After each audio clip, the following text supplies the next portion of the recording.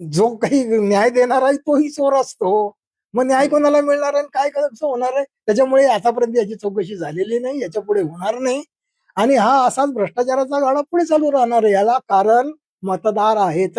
मतदार नालायक लोकांना निवडून देतात, कारण की बहुतांश मतदार हे पैसे घेऊन मतदान करतात. आणि मग असं जर झालं तर या लोकशाहीला काय अर्थ आहे? आणि म्हणून हे लोकशाहीचं नाटक सुरू आहे, याला काही अर्थ नाही. आणि पुढे इथे नेपाळ सारखं घडल्याशिवाय राहणार नाही. शरद पवारांनी जो मुख्य आरोप जो केला होता, त्यामध्ये ते असंही म्हणतात की पार्टी फंड मध्ये जे पैसे दिले होते त्यातला म्हणजे जो समोरचा 10% जो वाटा आहे तो अधिकाऱ्यांमध्ये पण होता. तेव्हा तुम्ही देखील त्या खात्याशी निगडीत होते. तुम्ही सगळं ते पाहिलं असेल. त्यांच्या आरोपांचं खंडन कराल का? मी काय म्हणतो, आरोपाचं खंडन काय, अधिकारी पैसे घेतातच, काय त्याच्यामध्ये विशेष? आमच्या इथे टक्केवारी ठरलेली आहे की कोणी किती टक्के घ्यायचे, सेक्रेटरीने किती घ्यायचे, चीफ इंजिनियरने किती घ्यायचे, एसकीने किती घ्यायचे, एक्झिक्युटिव्ह इंजिनियरने किती घ्यायचे, डेप्युटी इंजिनियरने किती घ्यायचे, या टक्केवाऱ्या ठरलेल्या आहेत. मंत्र्याला किती द्यायचे हे टक्केवारी. मी तुम्हाला सांगतो, मी सर्व्हिसला लागलो तेव्हा टेंडर मध्ये पैसे घेण्याची पद्धत नव्हती मंत्र्याने. 80 साली मंत्री कधीही टेंडरमध्ये पैसे घेत नसत. पण ती पद्धत नंतर 1% सुरू झाली, मग 2%, मग 4%, मग 5%, आणि शेवटी राष्ट्रवादीच्या काळामध्ये 15% टेंडरच्या रकमेच्या घेतलं गेलेलं मला माहिती. आता तुम्हाला ते नगरपालिका महानगरपालिका माहिती आहे, 40% रक्कम वाटावी लागते. हे उघड सत्य आहे का, खोटं आहे का? हे सगळ्या जगाला माहिती आहे.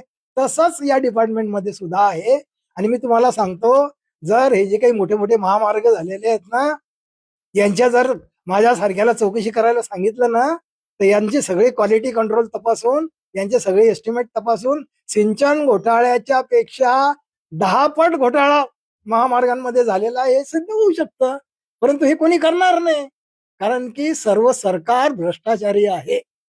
फडणवीस भ्रष्टाचारी आहेत आणि ते केंद्र सरकार भ्रष्टाचाराला पाठिंबा दे. हे नुसते न मैं पैसे खाऊंगा न खाने दूंगा, या सगळ्या खोट्या घोषणा होत्या. मी चौकीदार हूं, कशाचा चौकीदार? त्या अदानीला केवढा केला? हा, आहे ती फॅक्ट आहे की जो माणूस कुठेच नव्हता तो जगात पहिल्या 2-3 मध्ये येऊन जातो. ही कोणाची कृपा आहे? म्हणजे हे सगळं असं भाजपचं सरकार आहे. त्यामुळे आता एक दुसरी पार्टी चांगली नव्हती म्हणून भाजपला निवडून द्यावं लागलं ना. काँग्रेसवाल्यांनी सुद्धा भ्रष्टाचार केला म्हणून भाजप निवडून दिलं. काँग्रेसवाले जर पूर्वीच्या काँग्रेसवाल्यांसारखे असते, 65-70च्या आसपास जे काही काँग्रेसचे पुढारी होते ते चांगले होते. आता मी नोकरीला लागलो तेव्हा मी 80 साली काँग्रेसचे पुढारी पाहिलेले आहेत. मधुकरराव चौधरी सारखा माणूस मी जळगावमध्ये पाहिलेला आहे. अरुणभाई गुजराती सारखा माणूस मी पाहिलेला आहे. खूप चांगले चांगले लोक मी पाहिलेले आहेत की जे लोक असे भ्रष्टाचार करत नव्हते. परंतु त्यानंतर सगळी परिस्थिती बदलली आणि भ्रष्टाचारी लोकांना महत्व आलं. भ्रष्टाचारी लोकांनाच तिकीट दिलं जातं, भ्रष्टाचारी लोकांनाच मंत्री बनवलं जातं. आणि ही सगळी चूक आपली आहे, तुमची आमची आहे. मीडिया तरी कुठे चांगलं काम करत आहे? मीडिया सुद्धा तसंच करत आहे. न्याय व्यवस्था सुद्धा आता हे इतके आमदार फोडून एकनाथ शिंदेना घेऊन सरकार स्थापन केलं. न्यायालयाने ऍक्शन घ्यायला नको होती का? चंद्रचूडांनी ते 9 मुद्दे मांडले की जे बेकायदेशीर आहे, ज्याच्यानुसार नार्वेकरांनी हे सरकार बडतर्फ केलं पाहिजे. पण केलं का नार्वेकरांनी बडतर्फ? हे काम चंद्रचूडांनी करायला पाहिजे होतं. पण नाही, मी त्याच्यात हस्तक्षेप करणार नाही असं करून त्यांनी काय केलं? भ्रष्टाचाराला वाव दिला, दुसरं काय केलं? आणि त्यानंतर आपण जे बघतोय सगळं, ज्या पद्धतीने कोर्टाचे निर्णय येत आहेत, याच्यामध्ये सगळं सरकारचा हस्तक्षेप दिसतोय. आणि म्हणून 4ही स्तंभ बहुतांशी, अगदी 90% बरोबर काम करत नाहीये. आणि म्हणून आज देश अधोगतीला गेलेला आहे. आणि असंच चालू राहिलं तर मग आजचा जो तरुण आहे त्याला रोजगार नाहीये, त्याला 2 वेळचं खायची मारामार पडलेली आहे. आज 20-20, 15-15 हजाराच्या नोकरीवर ग्रॅज्युएट, पोस्ट ग्रॅज्युएट लोक काम करतायत. शिपायाच्या नोकरीसाठी पीएचडी झालेले लोक अर्ज करतायत. लोकांना खायला पैसे नाही आहेत, हाल चालू आहेत. आणि अशा पद्धतीमध्ये हे लोक असं हजारो कोटी रुपयांचे भ्रष्टाचार करताय. तर हा तरुण एक दिवस चिडणार नाही का? आणि हा तरुण मग एक दिवस भारताचा नेपाळ करणार नाही का? आणि असं जर त्या तरुणाने केलं तर त्या तरुणाचा काय दोष आहे? आणि म्हणून या पुढाऱ्यांनी पहिल्यांदा सुधारण्याची गरज आहे.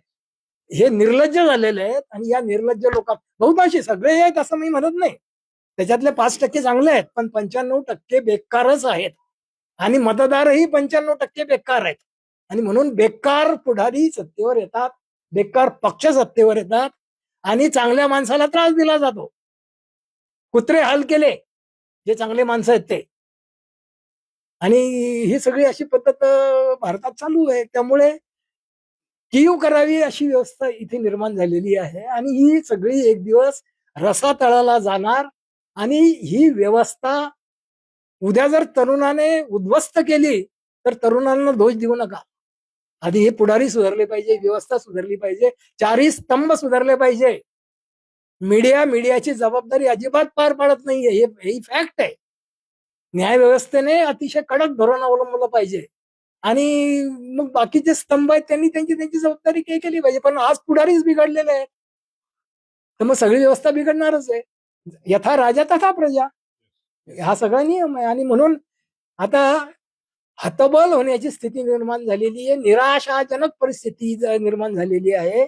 आणि पुढे एक 5 वर्षामध्ये तरुण ही सगळी परिस्थिती हातामध्ये घेऊन तरुण बंड केल्याशिवाय राहणार नाही. दुसरा उपाय नाही. ही भ्रष्टाचारी व्यवस्था उखडून टाकावी लागेल आणि हे काम तरुणांना करावं लागेल. खरं म्हणजे IAS IPS लोकांनी ही सगळी जबाबदारी घेतली पाहिजे. IAS IPS लोकांची ही जबाबदारी आहे. पण IAS IPS बहुतांश चांगले IAS IPS आहेत ना, तर तुकाराम मुंडे सारखे मी अनेक चांगले ऑफिसर्स पाहिलेले आहेत. तशा त्या ऑफिसर्स लोकांनी जर हे सगळं ताब्यात घेऊन चांगलं राज्य केलं तर ही माझी एक केंद्र सरकारला विनंती आहे की या अधिकाऱ्यांच्या बदली करायच्या सरकारच्या पॉवर्स काढून घ्या. या बदल्या करण्यासाठी एक स्वतंत्र बोर्ड नेमा. IAS IPS लोकांच्या बदल्या या पुढाऱ्यांच्या मंत्र्यांच्या हातात ठेवू नका. कसा देश सुधरत नाही बघा. पण तिथे पण तुम्ही काय करणार, जसा निवडणूक आयुक्त तुमचा बसवला तसा त्या बोर्डावरचा अध्यक्ष तुमचाच बसवणार. काय होणार, काही फरक नाही. म्हणून जोपर्यंत प्रामाणिक लोक इथे निर्माण होणार नाहीत तोपर्यंत ही व्यवस्था सुधारणार नाही. आणि ही व्यवस्था अधिकाधिक गर्तेत जाईल आणि लोकशाहीचा बट्ट्या बोळ या लोकांनी केलेला आहे, सिद्ध होईल. केलाच आहे ऑलरेडी, काही शिल्लक नाही. आता जे काही मी ऐकतोय की किती हजारो रुपयाच्या नोटा एका मतासाठी दिल्या जात आहेत. 5,000, 10,000, 15,000 दिल्या जात आहेत. एका घरात गट्टेचे गट्टे पाकिट दिले जात आहेत.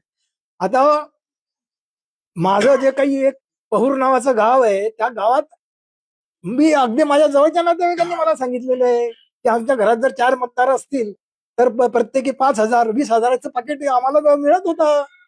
आता असं जर तुम्ही 5-5 हजाराचं पाकिट ग्रामपंचायतसाठी देताय तर मग आता महापालिकेसाठी तुम्ही 15,000 रुपये देत असले तर त्यात नवल काय. कारण 15,000च्या बातम्या येत आहे. आणि हे सगळं घडत असताना निवडणूक आयोग झोपलेला आहे. निवडणूक आयोग काहीच काम करत नाहीये. आणि TN शेषन सारखा माणूस आला पाहिजे, तुकाराम मुंडे सारखा माणूस आला पाहिजे आणि मुख्यमंत्री चांगला आला पाहिजे, पृथ्वीराज चव्हाण सारखा. हा बदमाश आहे, देवाभाऊ बदमाश माणूस आहे. ह्याला काहीच लाज शरम नाही. आणि म्हणून ही देशाची राष्ट्राची अधोगती झालेली आहे. खरं म्हणजे RSS ची जबाबदारी आहे की या नालायक लोकांना सिधा करणं. म्हणजे RSS सुद्धा लक्ष घालत नाहीये. जी RSS आहे ती नैतिकतेसाठी प्रसिद्ध आहे. खरं म्हणजे त्यांचे स्वयंसेवक हे खूप चांगले आहेत. तशा स्वयंसेवकांना तुम्ही त्यांच्या ताब्यात देणार आहे. जे भाई वैद्य सारखे जर मंत्री झाले तर कशाला भ्रष्टाचार होईल. असे भाई वैद्य सारखे मंत्री जर भाजपने दिले असते ना तर हा देश एका क्षणामध्ये सुतळी सारखा सरळ होईल, माहितीये का. पण हे काम RSS ने केलेलं नाही. हे काम मोहन भागवतांनीही केलेलं नाही. आणि त्याच्या उलट अजित दादा सारख्या माणसांना, आता तुम्ही बघा ना त्यांच्या शेजारी कोण कोण बसलेलं असतं. अशोक चव्हाण असतात, छगन भुजबळ असतात. कोण नाही नावं घेतले तर 25 नावं निघतील. प्रफुल्ल पटेल असतात. आता हे सगळे काय, हे काँग्रेसचे बदमाश सगळे. आता बीजेपी शिल्लक कुठे राहिलं.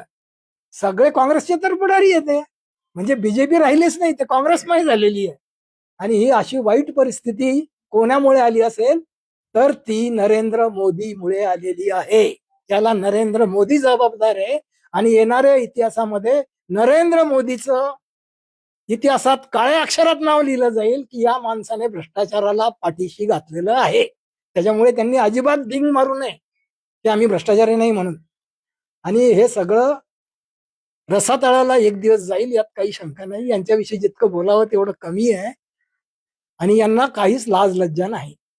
आज चांगले लोक 65% आहेत, 95% बाद लोक आहेत.